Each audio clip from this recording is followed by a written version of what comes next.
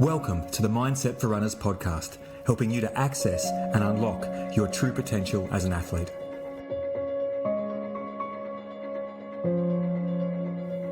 Hey, it's Rob. Welcome to the podcast and welcome to my interview with Alice Johnson.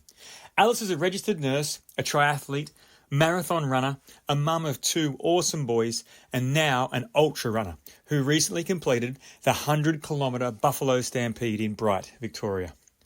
In this conversation, you'll hear how having a stroke at the age of 29, only 5 days after giving birth to her second child, led Alice into discovering running, and how a few words from a doctor put her on a journey to becoming an endurance athlete with the biggest smile and the biggest heart of anyone you are likely to meet. Now an ambassador for the Stroke Foundation, Alice is raising awareness of stroke and is especially focused on helping young stroke survivors to have a role model, to show them that anything is possible and to know they are not alone. Please enjoy my interview with the amazing Alice Johnson. All right, so I'm here with Alice Johnson. Alice, thank you for your time this morning. Anytime. It's my pleasure. We're drinking tea and eating scones. It's very nice. So can you start by telling us, what got you into running in the first place? Yeah, I can definitely do that. It was when I was 29 and I just had my second little guy. He was 5 days old. It all comes back to this for me. And I had a stroke. And I got popped into hospital and I had all the tests and I had a 5-day-old baby and a toddler. And after they'd done every test and decided after 10 days that I could leave the hospital, I asked the specialist, what is it that I can't do? And he said he doesn't want me to go on any overseas flights or run a marathon. And he almost said it a bit like tongue-in-cheek, can't run a marathon. And I was like, okay. I took up running. And so I think I heard take up running. So I started I lived in a town at that stage where there was no gyms or anything, and I really wanted to control my health after the stroke. So I thought exercise and eating well is the way to go. And I, not that it had anything to do with it, but I just felt like that was my way of controlling the situation and being less scared of it all. And so I took up running and I did an online program. And I just fell in love with it completely. I think, I then had a baby that never slept, and I used to pop him in the pram and before everyone woke up and do laps of town with him. And I completely fell in love with it. And my neighbour suggested that we do a 10K fun run. And I was like, there's no way I could run 10Ks. And every week I do a little bit more. And that's what got me into running. It's amazing. Okay, so loved it. We have to go back because you've just started by saying you had a stroke with a 5-day-old baby and a toddler. Yeah.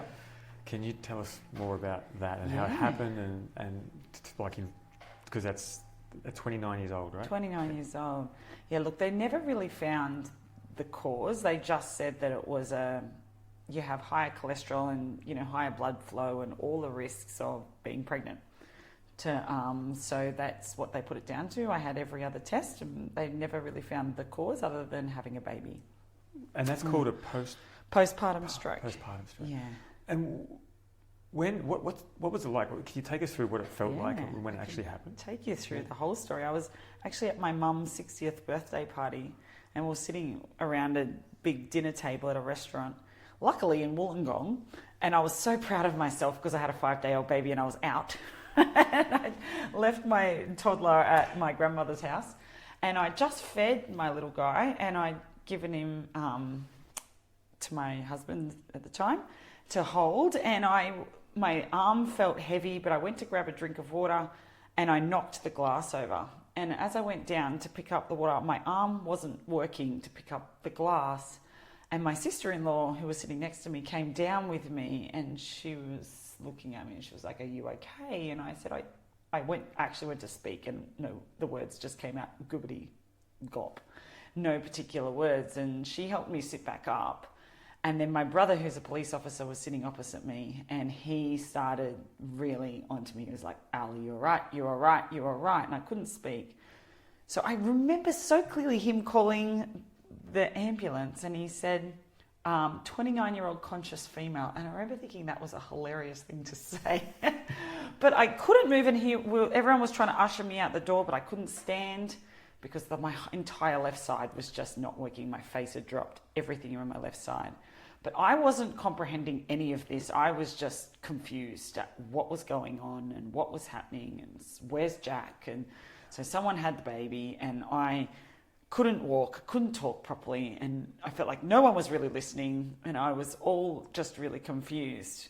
And they got me into the ambulance, and they said, oh, we're going to call this through. And I was an ex-emergency nurse, and so that started to make me tweak. All right, this is not great. We're going to resus. And so I started to think, something's not right here.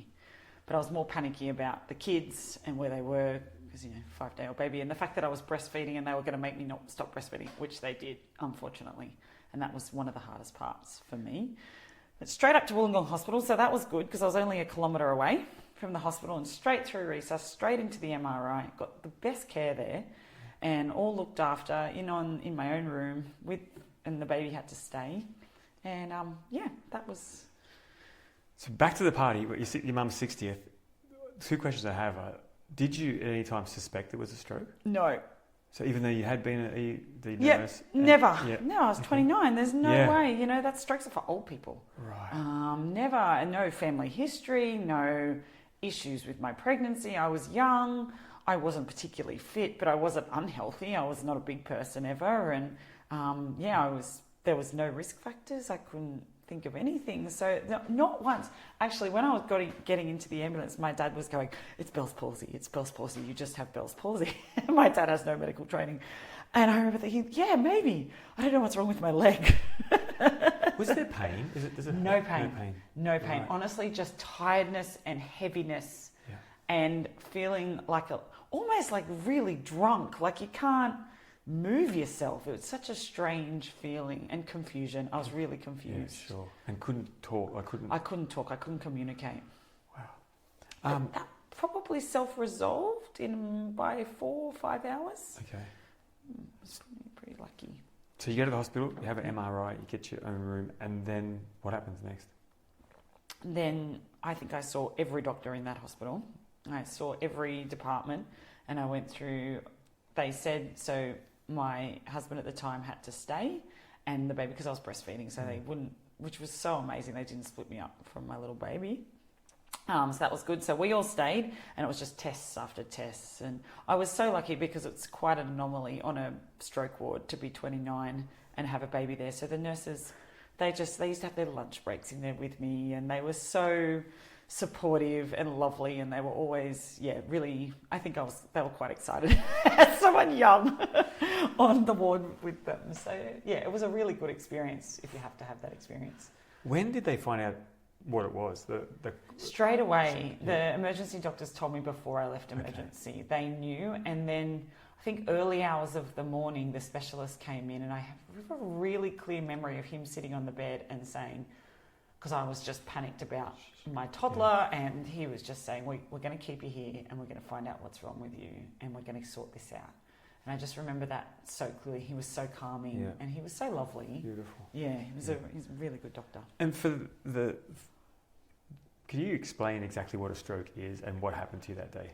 Yeah, so mine was a clot stroke, so they're not sure where the clot came from, but the clot just blocked a little pathway in my brain, and the blood couldn't flow to that area. Right. And then you said it resolved after 4 to 5 hours. So does the blockage clear? I think so. Yeah. I'm not even quite sure. Right. I mean, some people, everyone's experience is very different. Some people get some clot busting medication, but I didn't have that. Mine just went by itself. And some people have a bleed stroke, which they call a hemorrhage stroke, and that's when the blood blocks the flow of the pathways. So it's different types, and they have to really ascertain what type of stroke you have in order to treat it. Right. Yeah. So what was your treatment? So you've been diagnosed, you stay in the ward for a few days, and then you go home and with a treatment plan? Yeah, they put me on blood thinners straight away. They put me on blood thinners, cholesterol medication, because my cholesterol was high. And then they put me on blood pressure medication, which was just, I think, a bit of a reaction to people having strokes. I never had high blood pressure, which was really awful when I had to get up in the middle of the night to feed my non-sleeping baby, because my blood pressure was just through the floor. Yeah. And we ended up getting off that. I ended up getting off that quite quickly because this was outrageously low. And so, that was the treatment plan. I wasn't allowed to drive for 6 weeks. I wasn't really left alone for 6 weeks, actually, that they kept, because they did say the risk of repeat strokes was quite high. What's that like, being told that? So scary. Yeah. That was the scariest part. And I have since gone to speak to other, I don't want to say stroke victims, but stroke survivors, about that same fear of having, the fear of having another stroke and what this could do and what this could mean. Now, it's almost like it was never on my radar. Yeah. And all of a sudden it's the biggest thing on my radar of like, oh my God, what if I have another stroke? What's going to happen to these children? What's going to happen to, my life, my family? I'm going to end up in a nursing home at 29. My parents going to have to, they're aging. They're going to have to look after me. So all of that fear, which was not a thing, didn't even cross my mind previous to it. And then all of a sudden that's very present. So it's so scary. How did you deal with that fear? And when you talk to other people now, what do you say to them to help them get through it? So I did get asked that question through the Stroke Foundation by another stroke survivor recently. And I remember making a decision that I was going to take control of it the best way I could. Obviously, you can't control everything. And that was when I started my whole fitness and health journey, that I was going to, make sure I take my medication, make sure I go to the doctor to get my bloods checked, make sure I eat well, make sure I exercise. I remember making that decision, and basically making the decision that I have to create this time. You know what it's like to have little ones, and there's not a lot of time for yourself, but it's almost like I have to be selfish to create this time to then, so I don't have to go through that all over again. It's an amazing mindset shift there to go from that. They talk about locus of control in psychology, which is how much control do you feel you have on your life, and how much control you feel external things have. And you took it back. You said, this is what I can control. So we go now full circle into running. So and that's where it went. And that time I created became running time, and that's when I learned to just. That was when I was at my happiest, because it wasn't about stroke. It was about what I can do now. And that's when running just went from a very slippery, oh my gosh, I can run 1K, to, oh my gosh, I'm signing up for half marathons. Oh my gosh. I never, suddenly you're doing 100 Ks. Now, you mentioned Segue. That. Can you take us, so your neighbour dares you to sign up for a 10K, yeah. And can you talk to us what happened from that point onwards? Yeah, so I signed up for Canberra 10K and I loved it. I had a great day, and that feeling with my kids over the finish line, and I thought, I'm hooked on this. And then there was this little dream in the back of my head that, you could do a half marathon. My first half marathon I actually ran with my friend who's a registered nurse, and she ran with aspirin just in case. So I didn't leave her side for the run, just in case we need to. So there was still a bit of fear there. Just so we know, how long after the stroke was the 10K and then this half? 6 months. Wow. 6 months after. Not long, not really. Long in, like, you know what it's like with the little ones. Long when you're in those trenches. But no, not long. Yeah. And then I think my first half marathon was in Sydney, the September one. So that was just on a year and it was a bit of a celebration of 1 year post-stroke. And then your baby's turning 1 as well. So it's all happening there. So that was, and then it was just, I remember talking to a lady who was a runner and her saying, it's such a slippery slope. You sign up for 5K, you sign up for 10K. And I thought, not me. I'm just so not doing that. And, I am now the epitome of slippery slope. I'm so far down the slope and that I'm swimming in the water, I think, at the bottom. So as you're going down that slope, the half marathon in Sydney, a year after the stroke, what was the training like? What was the event like? Yeah, I did an online training program. I think, I can't even remember. Time was never important to me. It was just about ticking off these little things. I remember being, terrified. I didn't drink alcohol for about 6 months beforehand because my risk of clots, was always really high in my brain. I was very hydrated. And I just remember that being a beautiful day in Sydney. And I don't know if anyone who knows that run, you run around Mrs. Macquarie's chair and across the bridge, and it was just fantastic. Yeah. I loved every moment of that run. I think it's still my favourite half.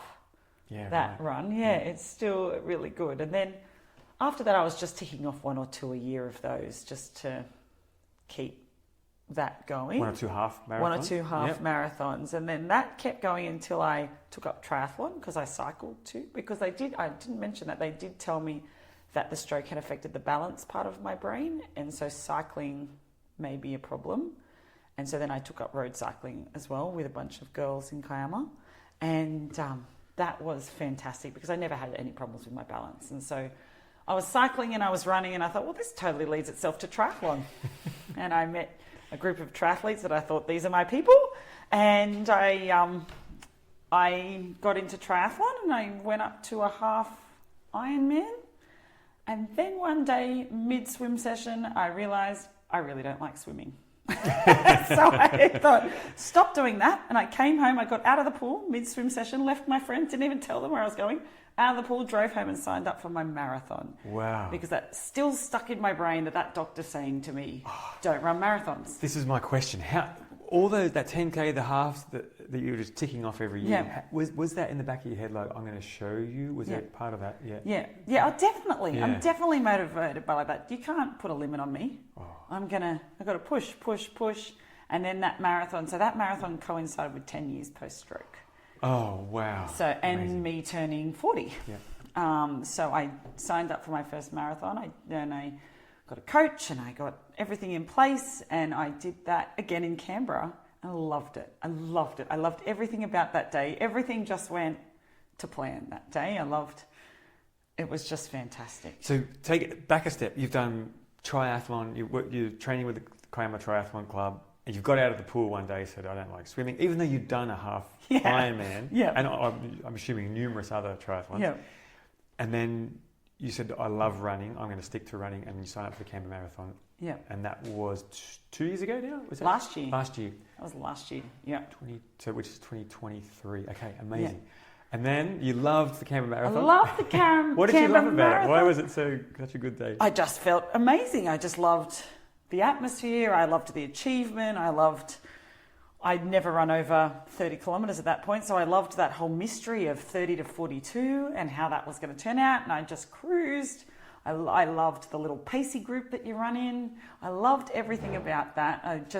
My parents popped up on course. They'd driven from the coast down to Canberra, and they were so proud. And it was so, and you know, my kids, of course, they are now really proud. And I'm so proud of myself because I've done the thing that they said I couldn't do. Yeah, it's unbelievable. I love this story.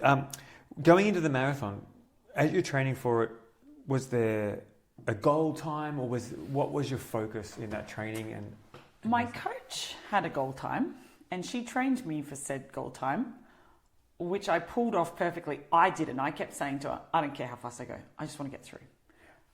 But she kept going, I want you to run this pace. And I'm very good at just doing what I'm told. So I just did what I was told. And what she trained me for was exactly what I pulled off on the day. This is really good. So for anyone listening who has got that attribute, because I've got that similar attribute, I love having my coach because I hand over that to an expert, and then I trust the expert, I build a relationship, and I trust them implicitly. So I just do what I need to do.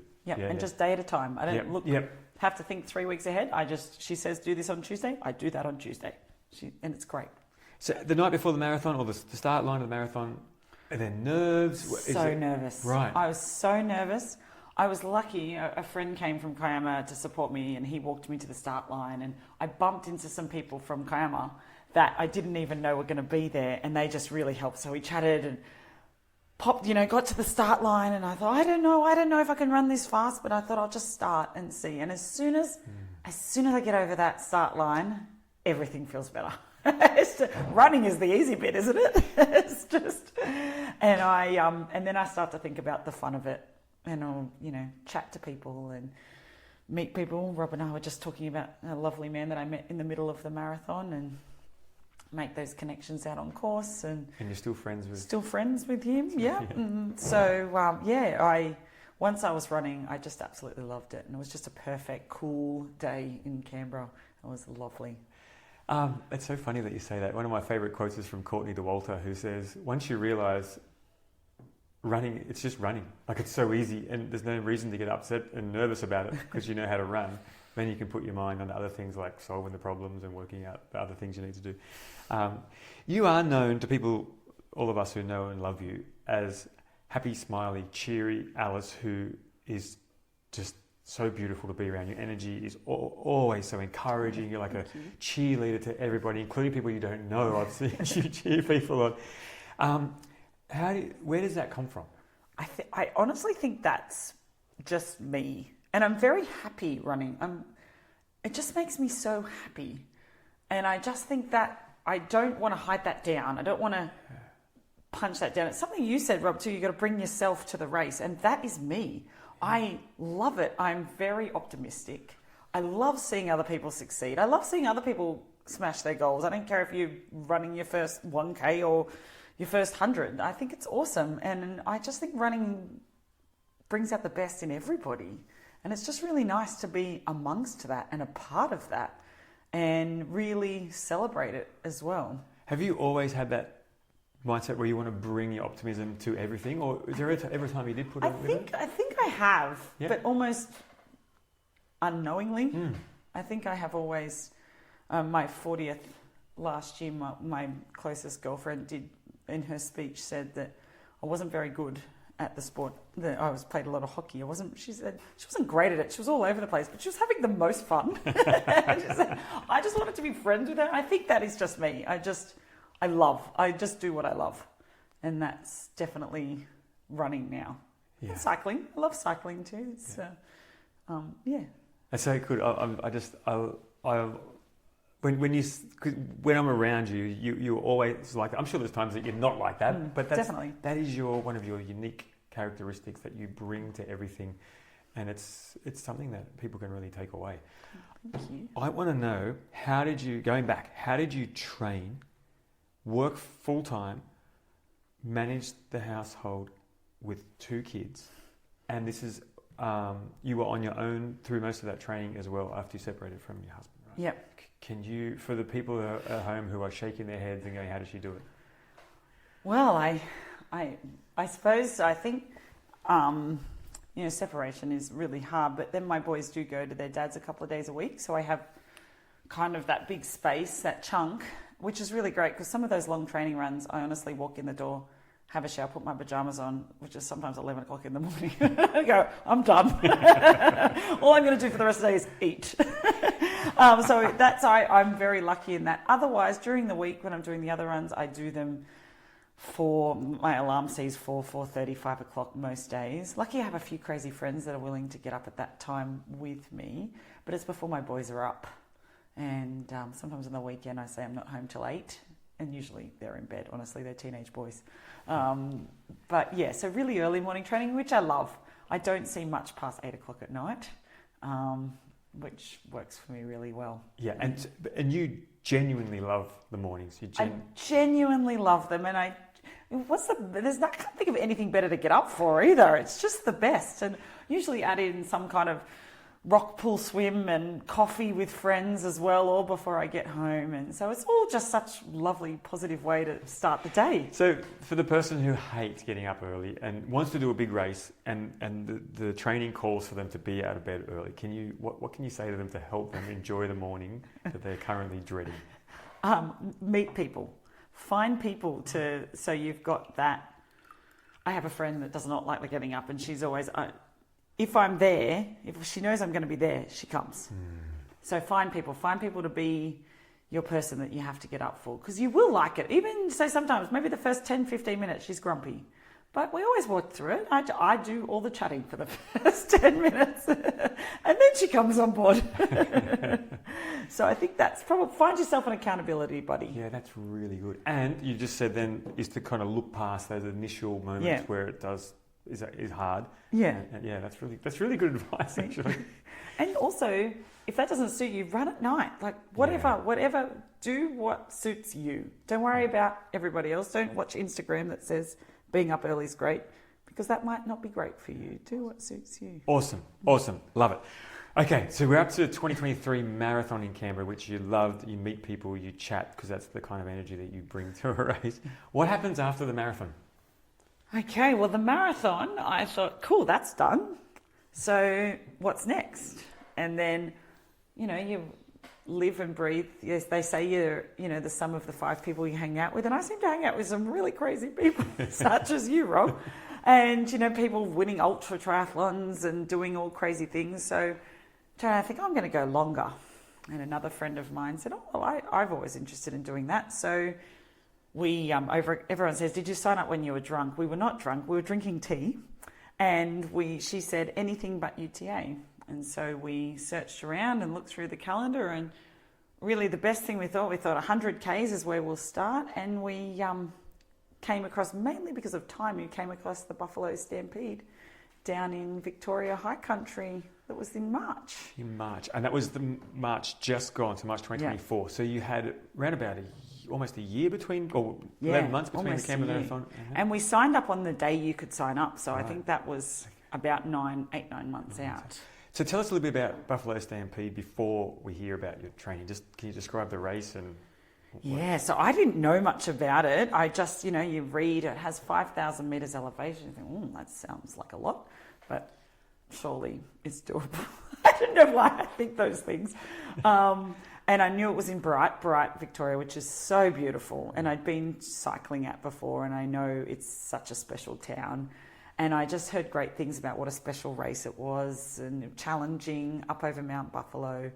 But sounds like a good adventure to me, and just thought, I don't know, I just seem to just jump into things and don't think about them. I'd done no trail running and then signed up for 100K. So.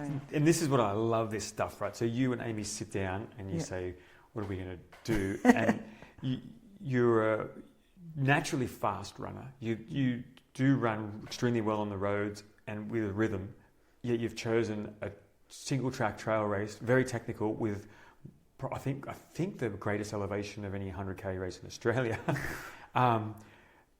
What was it? The timing was another thing you said. It was the timing. I don't think we thought about it. Yeah. Okay. Now I've decided that I really don't like technical because technical means really complicated running. But I need more. I think I need some technical training, I should say, before I do that again. But I just wanted to give trail running a go. It's not something that I'd ever really done. We have a beautiful coastal track here. I've done a bit of that, but I never really done. I thought that sounds like it might be something. I also saw your amazing Coast to Cozzy, and I think, doing these more adventure-y races sounds really cool. That's cool. So the adventure was the alluring The adventure thing. definitely is what but no, I've done no trail running. So you got out of the pool, didn't like swimming, done the marathon on a road. All your training would have been on the road for that. How did you transition to the trail runner? Again, same coach who had me doing. I didn't do as much trail running as I probably should have. Coastal track I was doing almost weekly, which was great. So just to bring up speed, your coach is Jodie Lindsay. Yep, Jodie Lindsay from Jamboree or Kiama Triathlon Club. Yeah. And also the coastal track is the track between Kiama and Gerringong, which is quite well known along the coastline. Absolutely beautiful, yeah. 7 Ks, spiky hills. Yeah. There's some rocks, some bits and bobs, lots of grass, but stunning, absolutely stunning. So I was doing that weekly, which was amazing. And then that was my problem with trails, is I was a bit scared to do them by myself. Scared of, I don't know, being on your own. Mm-hmm. There's so much in the news about runners being murdered and stuff, single female runners. So I was a bit scared. So to really go off in the bush on my own, I didn't think was an option. So I didn't probably get to as many trails as I would have liked, because they often quite logistical. You have to drive, you need people to come with you, and I just need to get up at 4 o'clock and run. Yes. So that's... And this is. I'm so glad you brought this up, Alice, because a lot of us who have got young kids and we work and we're trying to balance training, when we live in an urban area and we haven't got access to trails like that, it can be a factor that you have to deal with. And I just want to acknowledge that for a lot of people who live in cities who want to do mountain running, it does I want to acknowledge the extra effort that we have to go through to drive or to stay or to travel and not let that kind of get glossed over. So you did the coastal track on a weekly basis? Oh, yeah, fairly much a weekly basis. Otherwise, I was doing a fair bit of road stuff, really, because I just wanted to get time on legs. And then I did a few up over Saddleback Mountains with some friends that would come and, some brave friends that would come and join me. But yeah, other than that, lots of road time, which was funny because on the day, the very, very small amounts of roads that was on Buffalo Stampede actually felt like comfy slippers. I was like, oh, this feels amazing. I think I'm really a road runner. but I did enjoy the trails. They are an adventure. It was like being on a big bushwalk all day. Lots of walking. You mentioned for you at marathon training, the longest run was 30K. Going from marathon to 100K is a big gap. So how did you build up your big, long sessions? And what was your longest one that you would have done before Buffalo 100? So I was doing a long run every Friday. That's the day I don't have my boys. So that's the day I dedicated to my long runs. And I'd head off. And I'd head off to do a long run. And I think I did a lot of consistent 30s, 35s. The longest one I did was 43, which is really, I was a bit like, oh, that's not close. It made for fun on the day though, because every kilometre I'd go, oh, this is the furthest I've run, all the way from 43 to 102. I love it. So I was very excited every kilometre. But yeah, it's amazing that your body can get from there all the way more than double. This is a key point in ultra runner training is... so just to highlight this point, my longest run for Coast to Cosy training would be 55K. I might choose a 100K race to do as a B race, as lead up to it. But if you are training for an ultra, just listen to what Alice just said. Her longest run was 43 kilometres. So the mindset is the fear of the unknown between those two things. I've never run that far, so how could I possibly do that? And I just want you to let go of that mindset because you will be able to do it on race day. And there are thousands and thousands of thousands of people who have done that before you, who haven't run 100Ks in training to prove to themselves they can run 100Ks. It's not necessary at all, as your coach will tell you. So you did that 43K, and then that was how far out from Buffalo would have been? 3 weeks. 3 weeks out, right. That was 3 weeks, yep. And then tape it off from there. And generally, how was that training block? That one was okay. There was one, I think, the month before that. So maybe 6 to 8 weeks out. That was pretty huge. I was getting up to around about 80, 90, 100 Ks in the week. And I was still trying to add all my social cycling and lots of other things in. I have a good friend here who's done quite a lot of Ironmans, and she pulled me aside and said, mate, your friends are still going to be there. You're going to have to back off all your other stuff because you've got a goal and you have to focus on it. So that was really good advice because I was still trying to add in, 100 Ks of cycling in a week as well, which was not possible. So I was exhausted, but I was putting that pressure on myself. So then I backed off the extras and just focused on my training plan and then rest and food and all those other things that we have to do as runners. Wow, and that friend, did her words give you permission to say, I'm going to prioritise this? Yeah. Okay. Knowing that I remember I was 6 weeks out and she said, it's only 6 weeks. Yeah. Your friends are still going to be there, your cycling buddies. And you worked out other ways. They went cycling, I went running, and we met for coffee or whatever. So you worked out other ways to keep those connections because they're so important to me. Yeah. But it started to become that bit of survival. I've got to get through this now. I've committed. And so I have to do this. And I still have to also be a parent, and I'm a nurse, so I have to work and all those other things. Yeah. This is amazing lesson for everyone who is trying to do all the things. And, that mentor, I know you're talking about, could say that to everybody and say exactly what she said to you. This is important to you, and it's time for you to just prioritise this, and the time will pass, and you'll be glad that you did. And I still have all my friends. She'll have all your friends. And they think that you're even more amazing for doing what you did than probably having coffee with them that day. Take us to the race. You drive down to Bright and take us through that night before and the preparation. There's a big gang of us, so it was really fun. So Amy, my friend who I signed up with, we're in a big house all together. essentially one big team, but because we didn't know how the day was going to turn out, we kind of split in two, which was great because she has paces, I have paces. So can you outline that? Who's in your crew? Like, as in, how many do you have in a crew? How many paces do you have each, and how was that going? Yeah, we had about 4 in each crew. Definitely the plan was to cross over, but Amy had Jay and Ben and Dave, and then 2 paces, friends of Amy's from Newcastle, and then I had Pete and Mia and Matt and Suze all popped in the car with me.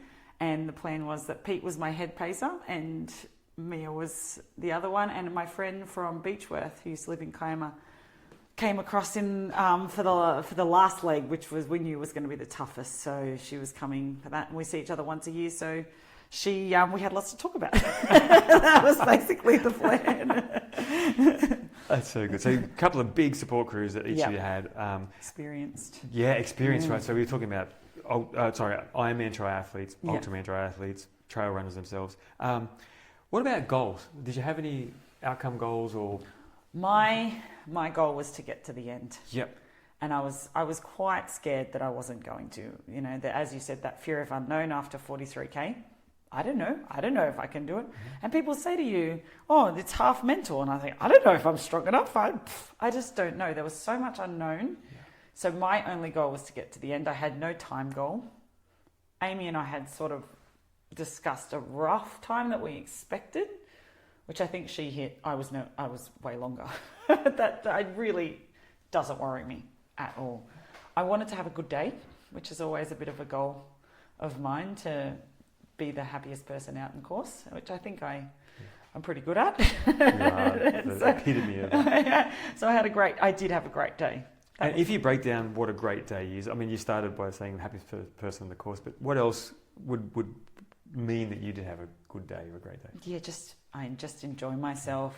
Yeah. I meet people. I'm grateful for where I am, that I come away feeling proud of myself. Really, that's what I think of as a great day. These are beautiful goals. So if you're thinking about how to set a goal for your next race, and you're not, like Alice, time's not important to you or placing any of that, these goals are absolutely beautiful to set, and you get to choose how you define your success. So that's really cool. Take us to the race. So the morning, we're all up and excited. Amy and I are up. I'm bumbling around the kitchen and getting ready. My team know me very well, and so they knew that eating, I'm not amazing at getting nutrition, and I just go into don't want it. So they were at me from the moment I get off. I kept trying to chuck my crusts of my toast away, and every time I turned around, someone was standing there with the crust that they rescued from the bin. So I was like, I don't want it. But they were on board straight away, and they just know me so well. So this is important. So your nutrition in the past, so in half Ironman and marathon, hasn't been. No, I really struggle. I struggle. For my marathon, Jody made me practice with gels, and I took one gel of everybody's. In the running triathlon community in Kiama, I just took a different gel of everybody to try. And the majority of those gels, I have projectile vomited, gagged for hours. I just really struggle. I finally found a gel I can have. I don't want to spend all day on gels. This is a long race. So then I trained all my training on hot cross buns, and I woke up on the morning of the race, and if you even said the word hot cross bun, I was going to give you a dirty look. So all of a sudden, race day, all my training out the window on food. So you found something that worked in training, and then the day of the... Okay. There's no way. You couldn't... Pete said to me a few times, hot cross bun? I just looked at him, made like a spewing, retching noise, and he was like, right, not having that. So I'm like a naughty toddler. So while we're on the nutrition, what did you use in the race, and how did you get through this? Yeah, I just went... Well, that was a funny thing. So I went through the first few aid stations, and I ate watermelon off the aid station. That went down beautifully. I was like, great, ditch everything in my bag. I'm just going to eat the watermelon. Had a few gels, but they started to already, and this is early on. So my team made a decision without me knowing to give me liquid nutrition, which was quite risky because I've never had it before. But they were just giving me this into this green squishy bottle, and I was just drinking it, and it was great, and I loved it, and I felt better as soon as they were giving it to me. So they just kept giving it to me, which was great. So let's highlight the importance of a experienced crew here, right? Yeah, So, absolutely. That knows you. yeah. And you do say it is a risk. Yes, it is a risk to try something new on race day. But we've got a fork in the road where we've got two paths. One path is you don't eat anything. Yeah. Which leads to a DNF. Goes down, yeah. And the second path is you try something. Give something else a and it crack. either works or it doesn't. And luckily, it worked. What can you share? What was in that? It was green infinite. squishy? So it was a carbohydrate drink. And it was one of Mia, it was hers, and we're quite similar build and stuff. So she just used exactly her mix and got it into me, and I just kept asking for it. So all of a sudden we were caught up on carbs because we had a certain amount we're making each hour, and I was way behind. And this was only 6 hours in. Knowing it's a big day, I'm only 40, 50 Ks at this stage. And so, yeah, they just switched to that, and I just kept drinking it. And I love how they didn't even tell me what it was. They were just like, I just kept asking for the green squishy bottle, and they would offer a green squishy bottle. And I was like, yeah, I like that bottle thing. And it worked. And then I went up to the top Of Mount Buffalo, up to the Horn, which was spectacular. It's like walking to the moon. It's amazing. These big boulders and the same view. It's like nothing you can explain. It's just spectacular. And came back down, and on my way down, so it was between 60 and 70, I was on my own, and I never saw another person in this particular site, and I had a bad moment. All right, let's pause there. So we're 60 Ks in. So you've been with other runners.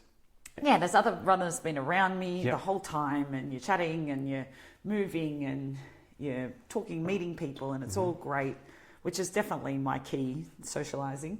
And then I've come down, and I think either the cutoffs, what happened is the track going up and the track going down split. So suddenly you're not passing people anymore, and there's no people going past me anymore. So it's just me for 10 kilometers. And I don't know if I would have had it anyway, but I think I started to struggle with probably a bit down on carbs. Yeah, I was by myself. I'm that far in the race. Everything was annoying me, Rob. Like the sound, the swooshing in my backpack was annoying me. And my ears were annoying me. Everything was annoying me. But obviously that was just the moment in the race. And then I thought I was lost. Didn't see the orange tags, which you follow all day, on the path, and I panicked. I'm lost. I don't know where anyone is. I get a bit disorientated, and I ring my crew crying and not realizing they were actually only about 500 meters away, but I was panicking at that point, and they got me through. When I got there, the lovely trail runner came behind me, and he was so calm, and he was just like, "Come with me. This is all normal." He kept saying, "This is all normal." I was like, "Mate, guts are swooshing, and I don't feel great. This is all normal." And got into that aid station. Took a good 15-minute break and said, "I don't care," and got some good. I think I ate 4 potatoes at that point. So got some good carbs with butter and salt on them into me. And at this point of the race, I get a pacer. So then I've got my friend Mia. We're with me, and we're heading down, and everything turned around for me. I just felt great. All right, hang on, we've got to press pause here. So earlier you said one of your fears, and for the guys listening, this is a fear that generally guys don't have. I'm just going to split it up in this way. The fear of running on your own. Now, you said that in training it's like the female safety thing. Yeah, and I think for the guys listening, we need to understand this, that this is a thing that we probably don't get. Now, you've just described it's 60, 70 kilometres. What time of day was it? So probably, I deliberately didn't look at my watch all day, but I'd say that it was 4 or 5 p.m. Okay, so it's starting to get dark. You're on your own. Then you think you get lost. And then your stomach, everything's kind of irritating, going back. So your body's going into survival, like fight, flight, and it's shutting down your digestive system to look after your extremities. So you started to go into that, and then you said you had started to panic, right? So all of these things have led to that. This is something that a lot of runners are going to face in a race, that downward spiral, downward patch. You said a runner came from behind and kind of helped you, but what else what were you saying to yourself, or how were you getting keeping going through that time, and what were the darkest thoughts? Yeah, it's interesting you ask that, because I always think I never thought about stopping. Right. I was just kind of panicking. Do you go back? Do you turn back? So I did turn back a little bit. Do you retrace your steps? I was almost just like I couldn't make a decision at that point. And I ring my crew. That's what I had some service on my phone. I just thought, I'm going to ring my crew. So I rang my partner, and he was amazing. And he was so calm. He was like, right, just hold tight there. See if someone's coming. And while I was on the phone to him, another trail runner another race person came from behind me and just kind of scooped me up. Yeah, and beautiful. He was great. So if you're in that situation, you do have a phone to use to create if you've got service, luckily enough. But the most important thing is that you do try to keep calm and reassure yourself that if you are lost, you can backtrack to the trail. And maybe the best thing to do is, as you did, stop and wait for another runner to come through, but just kind of look after yourself and realize that it's not a life and death situation. No. We've all been there, and as you're talking, I can remember a couple of times, or many times I've been lost in trail races. It's frightening, and then you start to have a downward spiral of, there goes my goal time, and now I've run an extra 2 kilometers I don't need to, and then sometimes you can convince yourself you're lost when you're not. Sorry. Which ended up being me. I wasn't actually lost. It was a single track, so they just didn't mark it because they thought, you can't get lost. And I just panicked. Yeah. And I think it was all, perfect storm. Of exactly right. All those things and that time of day. So, then I got to see my crew, and I came in and I was bummed. Yeah. And they were amazing. They were like, that's okay. Let's, warm you up. Get you some nice food, and now the added bonus and the carrot that they kept dangling was, now I get Mia. Yeah. And so, yay, I've got my friend, and we're off again, and I was feeling good. It just honestly went like that, changed. I totally changed into great. We're all great. My feet at that point were really starting to hurt, but Mia and I just played some games, walk sideways and kick your feet out and walk on your heels, and different ways to try and mix it up a little bit, because then we were going down. Feet were sore from about 60 k's. And was it just soreness from being on your feet for so long? Was it blisters? I think it was blisters on the end. I now have many toenails that don't exist. So I think it was soreness from those. I did change my shoes, and I ended up changing back to the original pair. So I think that one that I changed to, just my feet were probably a bit swollen, and that didn't work out that day. So, gotcha. But yeah. So you and me, Mia again, experienced runner, and she's got you doing games on the trail. Yeah, chatting away. Yep. We were all good. She's keeping up with eating. Every time I'd finish something, I'd be like, yay, and she'd stick another potato or something in my face. Righto. And it was amazing. The sun was setting. We're going across that beautiful big walk down Buffalo, and the views are just sensational, and we're on our way down. So it's pretty cool at this point. And what point of the race are we at, kilometre-wise now? I think now we're about 70 to 80. Right. That big walk. Okay, and now there's a significant part of this race coming still ahead of you, right? Yes. So was Mia with you? Mia went down to Buckland, which is, no, not Buckland, sorry, the bottom of Buffalo. I can't even remember what that was called now, but basically the base of the mountain if you were driving up. And then Pete came with me across Keating's Ridge, and Pete and I had a great time, except for my head torch went flat, and Pete had to walk on some kind of strange angle for the rest of it so I could see the ground. Right. But it was amazing he was here, because I had a backup head torch, which they tell you to have, and you think it's excessive, but no, you realise why you have one, because when it's dark, it's just, you can see nothing. And it's not like it's not a big field out there. I think 200 people started, and only 120 people finished. So wow, there's not many people out there. So we didn't really see anybody else. So thank goodness you have a pacer. Yeah. And so that was great. I ran into the next aid station on the road, which was exciting and lovely, and ran quite well. And then we're at Buckland, and my friend Rach from Beechworth was there. And then this is the hardest hill of the whole course. Yep. So we're at about 90. And the race directors decided to put this in the race. Okay. And so take us up and down that climb? Yeah, so I can't, obviously we can't see far ahead. Yeah. We can only see what's in our head torches. So I've got the poles out, we're just grinding up. And we kept thinking that it was a beautiful night. The weather couldn't have been a full moon, perfect stars, like you're in a dome. But there was these two close stars, and Rach and I kept talking about the close stars. Funny how there's these bright close stars. All of a sudden the close stars went away. We're like, oh, the close stars have gone, and we turned a corner after, grinding up these hills for ages, and we thought, oh, the close stars are back. And then it dawned on me that they were head torches.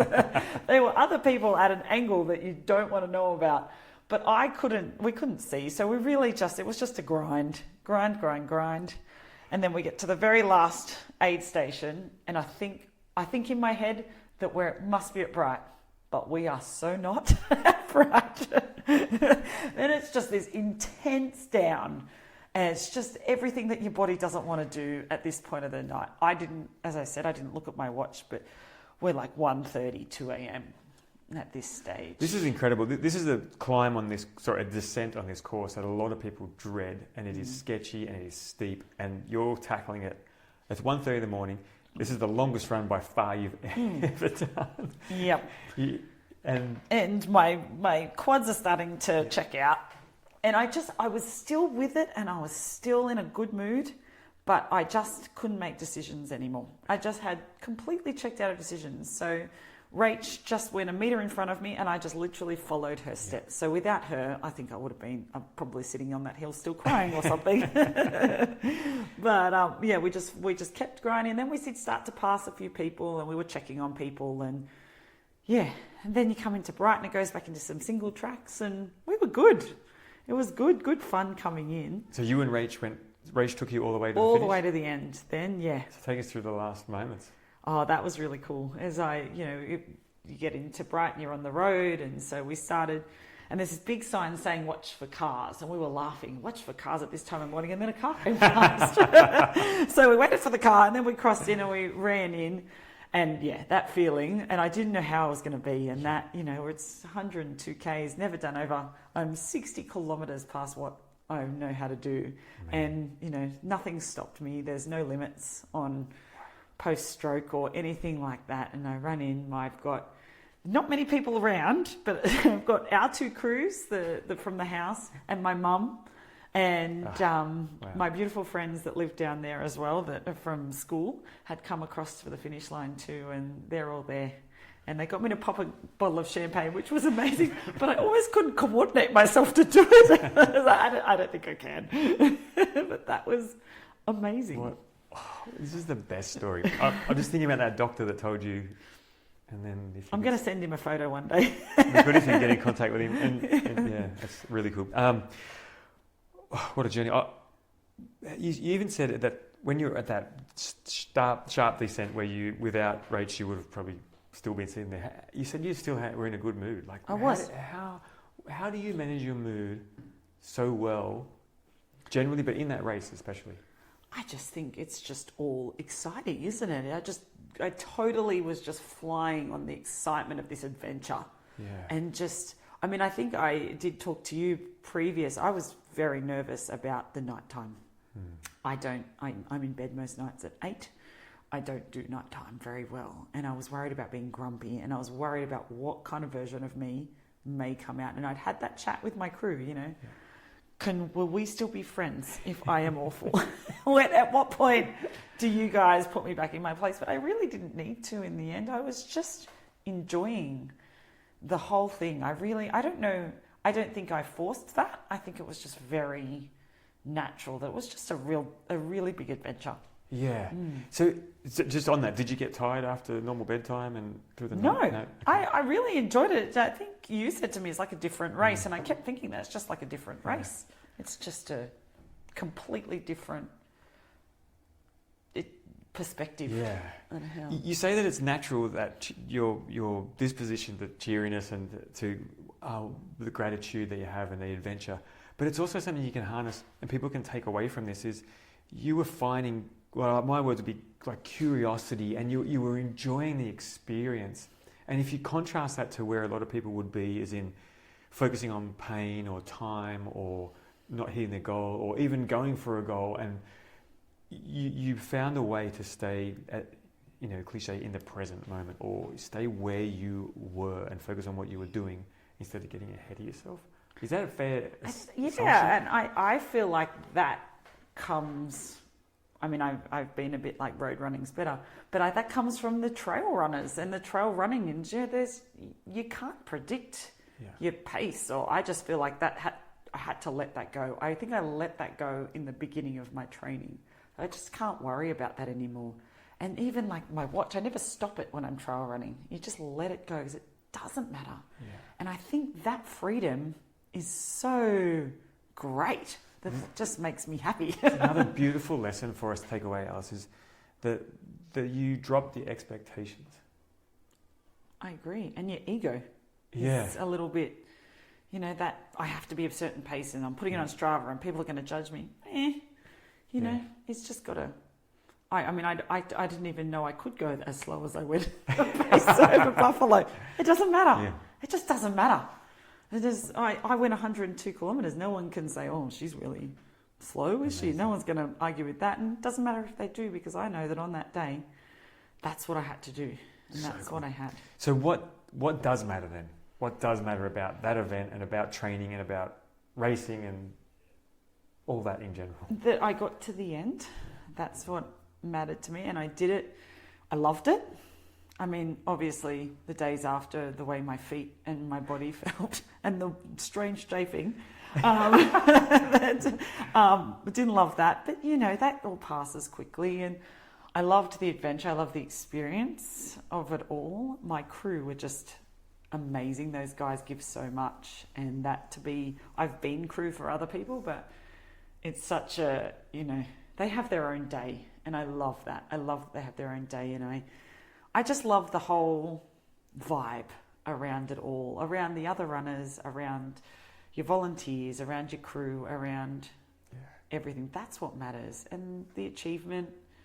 And it's not sitting around watching Netflix, is it? It's living. This is a beautiful summary of what does matter, because two things I want to ask you. You had a fear that we spoke about before the race, that you were putting other people...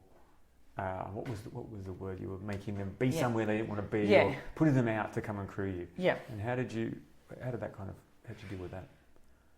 I had to. Well, I did chat to them about it, each of them, and I also had to really realise that they're having their own great day, and I know that from crewing for Ultra Triathlon and crewing in Coast to Cozzy for you, is we have our own fun.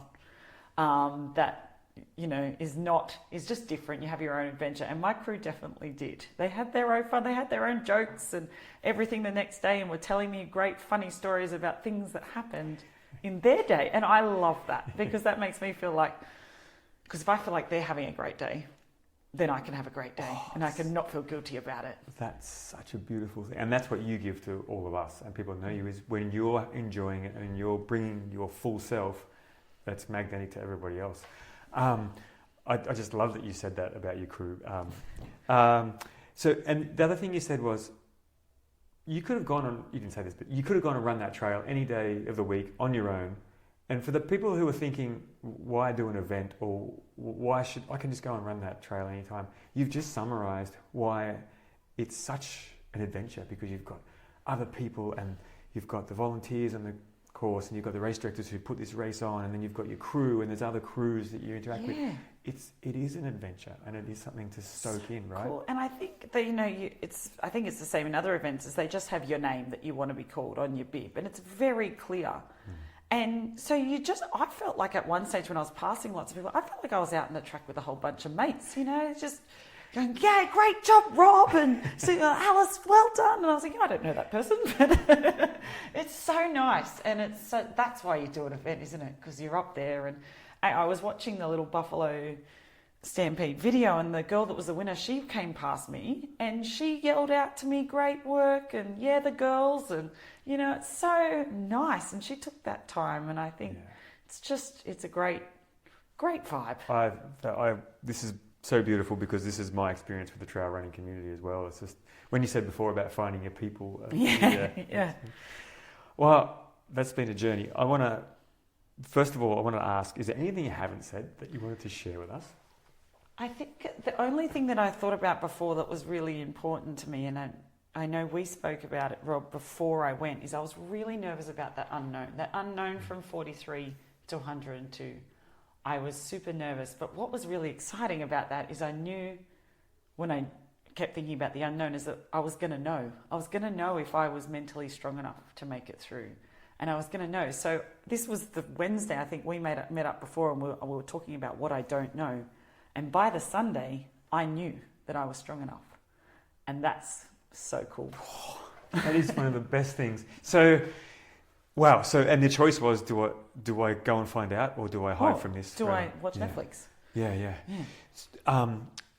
So back to when you took control of your health as a stroke, it's a similar characteristic that you have, because in psychology it's approach or avoid, and you could have been scared of having that secondary stroke for weeks, months and years and still, right? But instead you took control of what you could, which was, I'm going to decide to take control of my health and my running and in the same thing you said, well, I can avoid this, and I can say, you know what, I don't know if I can do this. Or a great mindset is, let's find out. Let's find out. Yeah, curiosity. Curiosity. That's one of your key strengths and attributes. And that curiosity. So I have to ask, where are you going now? I mean, I don't know. I was post-race, I was signing up for everything, but anyway, pulled that back, and now just going to run for fun for a little bit, maybe see if I can still find a little bit of speed back again after lots of months of slow running, and maybe do some shorter stuff for a little bit. Great. And I definitely that will not be my last ultra. Oh, wow. Yeah, that's definitely coming again.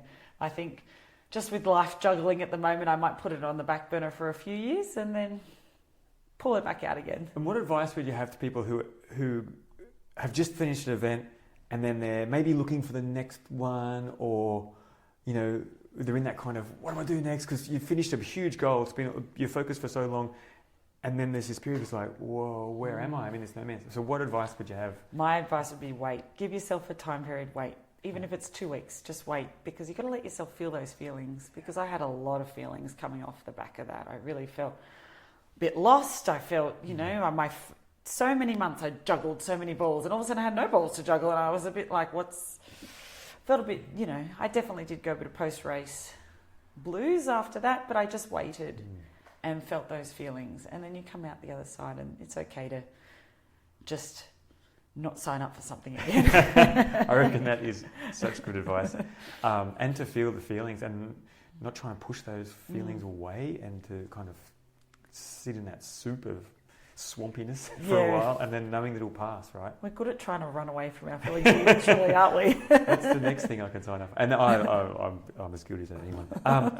You are now an ambassador for the Stroke Foundation. Can you tell us about that and what it means to you and what your role is? I really, this was on a run on one early Sunday morning. I decided why am I doing all this, and brought it all back to the stroke. And I decided I wanted to share my story of doing it for other people that may be in similar position. And I remember feeling lonely and feeling, you know, this is something that happens to 90-year-olds, and I don't really have anything in common with 90-year-olds. So I wanted to share my story so that other people who maybe are also feeling lonely have somebody that makes them feel less lonely, which has been great, because they put my story on the Stroke Foundation. I've had quite a few reach out to me that have been in similar positions, some that have been affected and have come back from so much, and really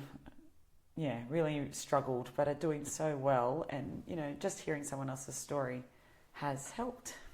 And that feeling of, well, being alone and why did this happen to me, or not so much that, but feeling like you're the only one that it's happened to, must be a really isolating. Yeah. And you can't really, no one can really understand. And so it is nice to, for me, as much as for them, I'm sure, to know that, there's others with small children and trying, and the fear and all those other things that they're trying to manage as just normal life. And how common is the postpartum stroke? Actually, no, postpartum is not. I wish I had more statistics for you, Rob, but it is not that common. But young people's stroke is like, I think there's.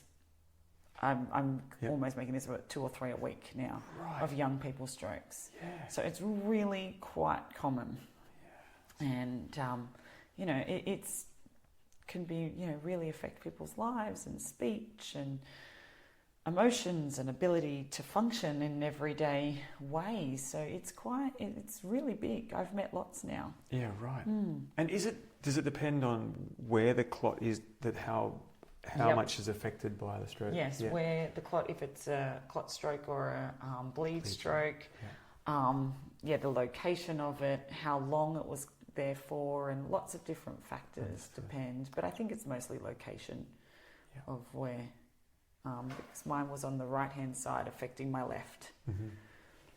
Which I think if you want to get one, that's not a bad place because you can. But look, everybody's story is different as well with any of those things. Well, thank you for sharing that with us. Can people find out more about you and your story? Is there somewhere we can go to learn more? No, I think I should do this. I didn't have the space whilst training for Buffalo, but I definitely the next one want to do more for the Stroke Foundation and maybe raise money and awareness and everything, because I think it's important. Yeah, absolutely. And showing people that they're not alone and that there is also hope and that don't believe what the doctors tell you. Oh, I don't know that we should say that. Don't know if everyone should push it like I do. What do they say? In careful measurements, just careful. Which you have done. Yeah, I always have all my tests. Yeah, that's right. Take all my medication. Yeah. Alice, thank you. Thank you, Rob. Loved this. Yeah, and we finished all the tea and eaten all the scones. Yeah, I don't know if you could hear us pouring tea as we drink it. It was beautiful. All right, thanks, Alice. I'll hopefully have a follow-up after your next adventure. Thank you.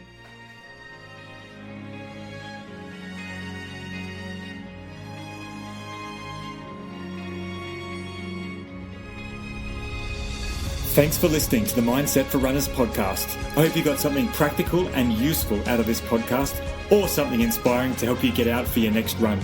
If you have a question about Mindset for Runners or athletes in general, please email me at robmason.run@gmail.com and I'll answer your question on an upcoming podcast. And if there's anybody you know who could benefit from the information I share in this podcast, please share it with them. See you next time.